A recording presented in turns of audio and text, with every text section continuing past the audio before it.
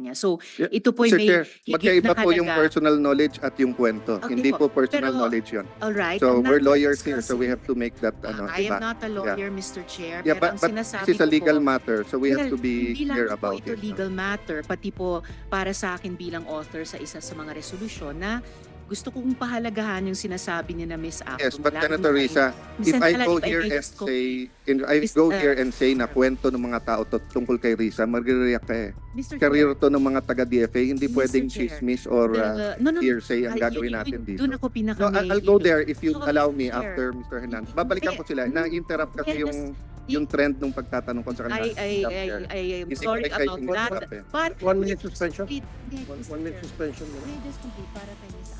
Miss Apple, alin sa mga sinasabi mo sa Tribune ay personal knowledge mo at ilan doon ay chismis lang na napakinggan mo lang? Yung tungkol lang po kay Crisel Respicio. Ang ano yon? Yun lang ang... Yun lang po yung sinabi ko sa Daily Tribune. Yung iba naman po sumbong na po ng Kaya nga, so chismis. sumbong po. Ano kaibahan ng sumbong at saka chismis? Sumbong nangyari po talaga sa kanila. So paano alam mo na tunay na nangyari? Hindi lang po isa ang nagsabi. So 400 ang nabiktima dito lang na to. Ilan ang estimate na nabiktima sa buong Milan ng mga patronato? Sabihin mong 1,200. Kaya ba ng Congen harapin ang 1,200 na tao? Oh, so bakit kayo nagko-complain na hindi naharap personally? So hindi na, 'Di ba? Your Honor, hindi. Ang mga senador ba, hinaharap ba namin kayo lahat personally? Gusto namin. But there are 110 million Filipinos. So yun nga ang sinasabi kapag ka-chismis kasi. 'Di ba? So kung grupo-grupo yon, haharapin ng Congen yung leader ng mga grupo. Iba yung hindi inaasikaso, iba yung hindi hiniharap.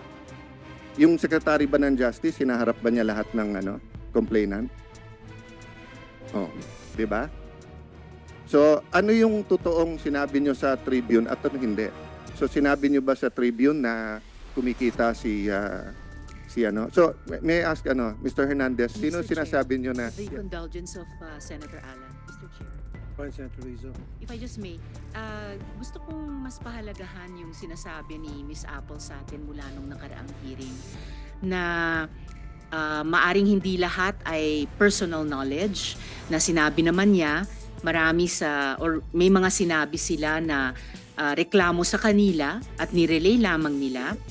Pero ito po ay yung marami din ay masasabi nating personal knowledge na karanasan niya sa either sa sarili niya or sa mga kababayan sa Milan na nagkwento sa kanya. So, Yeah, ito po Mr. may Chair, higit magkaiba na po yung halaga. personal knowledge at yung kwento. Okay Hindi po. po personal Pero, knowledge yun. Alright. So, I'm we're not lawyers here, so we discussing- have to make that I diba? am not a lawyer, Mr. Chair, Yeah, pero ang but sinasabi this is a ko legal po, matter, so we have to be hindi clear lang po about ito it. legal matter, pati po para sa akin bilang author sa isa sa mga resolusyon na gusto kong pahalagahan yung sinasabi ni na Miss Apple. Yes, but lalo Senator na kay- Risa, if Sen. I Alan, go if I here may and just say, na kwento ng mga tao tungkol kay Risa, magre-react ka eh. Mr. Career to ng mga taga-DFA, hindi Mr. pwedeng Chair, chismis or no, hearsay ang gagawin natin dito. Doon ako pinaka So, I'll go there if you No, allow me Mr. after Mr. Hernandez. Babalikan ko sila. Na-interrupt kasi yung trend nung pagtatanong ko sa kanila. I am Hindi ko sorry kayo about interrupt that. eh. But 1 minute suspension? May I just 1 minute suspension muna. May I just complete para kay Miss Apple? Yan ang halaga at respeto yung sinasabi ng resource person natin na hindi lamang chismis. So that was the main point of my interjection. Thank I'm you, sorry Mr. for that, Chair. Madam Chair. I'm zealous you, about Sen. DFA and GMC. Alan. I'm sorry for that. Tekato, maaari totoo nga po na kayo po ay nakakausap ng ilang mga complainants sa inyong tanggapan. It doesn't mean na itong si Miss Apple nagsisinungaling. Kung talagang hindi niya kayo naabutan tuwing pupunta siya, then that's probably is a fact. The only way to do that, Your Honor, is for them to produce that person. Siya, Miss Apple, sinabi mo, di ba, pupunta ka sa opisina ni Mr. Cato, palaging wala siya doon at sekretary na nakausap? Your Honor, hindi po ako nagsabi. Yung mga biktima po sa Milan. Yung mga victim. Opo. Sa Milan Na po. yung mga victim lumapit sa'yo. Opo, nagtanong din naman po kami sa kanila. Kasi nung pumasok po kami ng Daily Tribune, naging fair naman po kami sa pagtatanong. Kasi kung hindi nga po kami naging fair, hindi dapat na-interview si Miss Untalan. So ibig sabihin, dalawang grupo. Yung may grupo ng mga victims na sabi mo hindi ini-entertain Mr. Cato at meron ding grupo na nagsasabing ini-entertain sila Mr. Cato at in fact, 200 sa kanila ay natulungan na.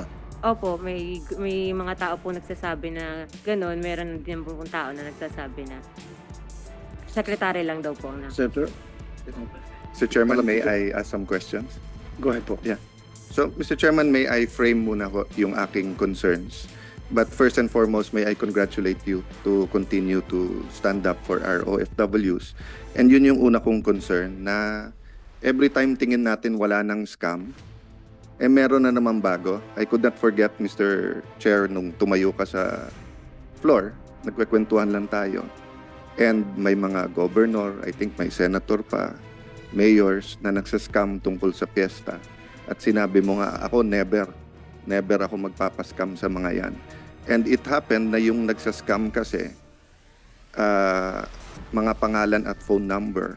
And in fact, Mr. Chair, sa akin, may naghingi ng pera, gumamit ng mga pangalan ng ambassador. Tapos yung number na nag-text sa akin, number sa New Zealand at Australia na nagsasabing sila yung ambassador na kilala ko. Buti na lang chinek ko, nasa Pilipinas na. So ang point ko lang, yes, the scams are out there. And nakakalungkot na talagang ang tina-target yung OFWs. Okay.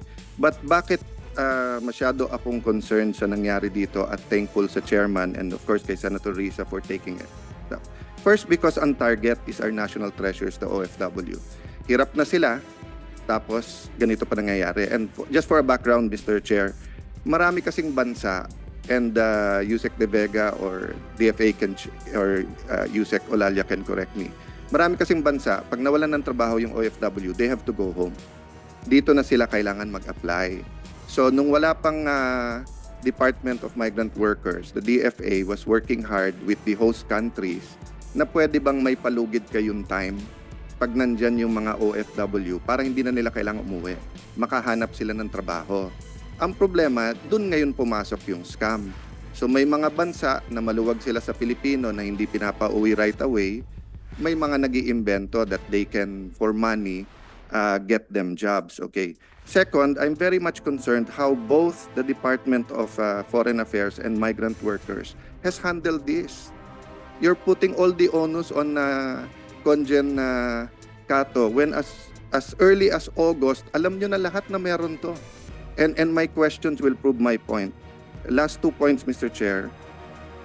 I'm also concerned whether this was a demolition job by some people in Tribune or whether this was a legitimate press freedom issue of bringing out this issue. If it was a demolition job, I will ask you questions, Ms. Fernandez, don't worry.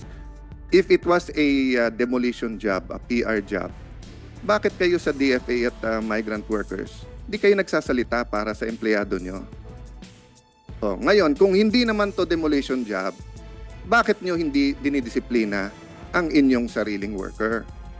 Diba? Dalawa lang naman yun eh. So what's my main point? Tiwala sa gobyerno. Nawawalan yung OFW ng tiwala sa gobyerno dahil sa nangyayaring ganito eh. Dapat August solved na to eh. Kung nagpanik kayo sa DMW at DFA na may ganitong scam at tumulong kayo, tapos na to. Kung may ginawang masama si Conjen Cato, dapat tinanggal nyo na. Or, sa sunod-sunod na banat ng Tribune, nilabas nyo yung investigasyon nyo. May investigasyon naman kayo eh. Yes or no, Yusek De Vega? You have an investigation, di ba?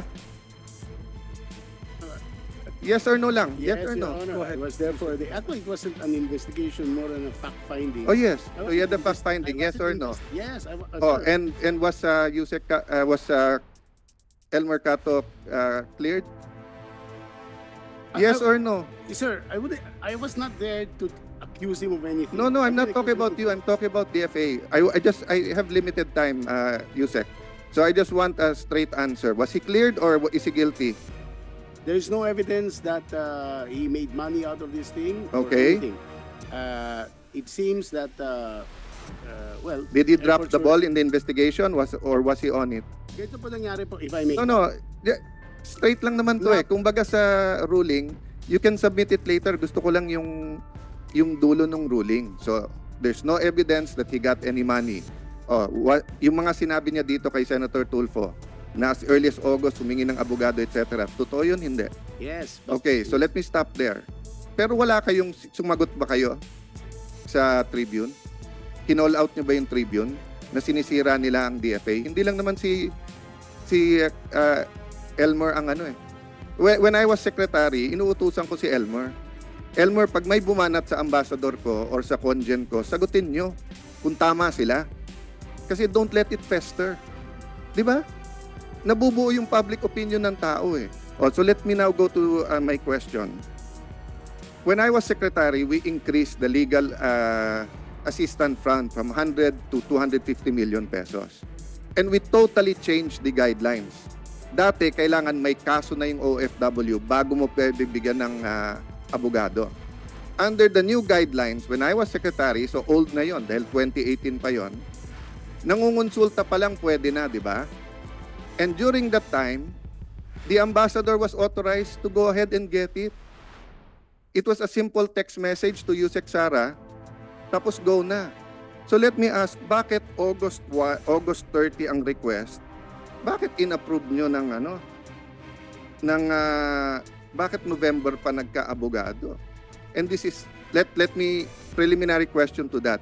Trabaho ba ng DMW ngayon yan o trabaho ng DFA? Yung magbigay ng abogado. Kaninong trabaho yan? Answer, Mr. Yusek De Vega. Yes, sir. Technically, dahil OFW sila, dapat sa DMW. Okay, But DMW, bakit hindi nyo binigyan ng abogado? Ni-requestan kayo ang aga-aga pa, August 30. Your Honor, meron po. Meron po kaming hinire na abogado sa Italy at meron na po silang abogado. What date, sir? The very first time we came to know of the incident, a fact-finding team was sent there and the fact-finding members hired a lawyer immediately. Your When, sir? When? Tapos pinagbibintang ka na, ba't ang tagal ng abogado? Ang tagal ng report eh.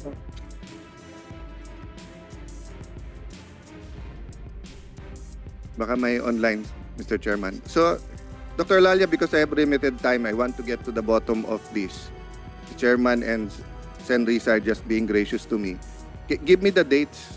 Kailan nyo nalaman na may scam at kailan kayo nakahire ng abogado? Your Honor, the team went there in second week of October. Oh, And then, August pa lang sinabi na eh. Di ba may tao naman kayo doon? yes, Your Honor. Conjen Cato, ilan ang Pilipino sa Milan? About more than 100,000, Ilan ang Pilipino sa Italy?